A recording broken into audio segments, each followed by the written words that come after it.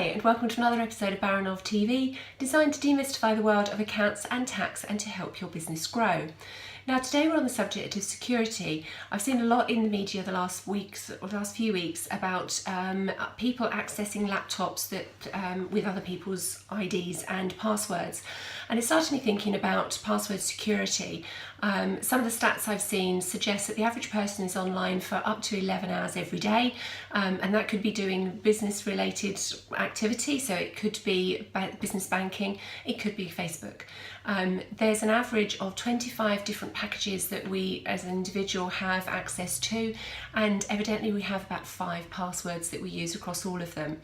Now when you consider that some of the really big businesses that have our access to our personal data and our passwords, such as Equifax and iTunes and Yahoo and Gmail, have been badly hacked and have had up to 700,000 records taken, and we're using the same passwords for those packages as we are for some of the others, then we're leaving ourselves open to risk.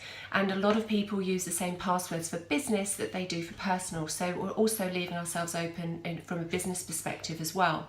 So some recommendations really around passwords to try and make them more secure would be to avoid using single words, use conjunctions of words or combinations of words, should I say, that are totally unrelated, that people wouldn't ordinarily put together, and change some of those letters for what we call special characters. So they could be numbers, they could be punctuation.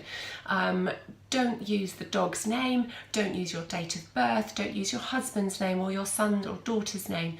Things that would be easily guessable are things to really avoid.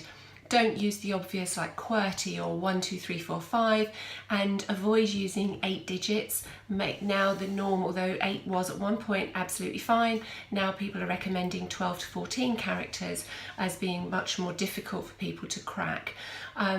Within the business, it's really important to avoid people logging on using someone else's passwords. The whole benefit of having individual passwords is to make sure that those are unique and so that you can track who's been logged onto what system.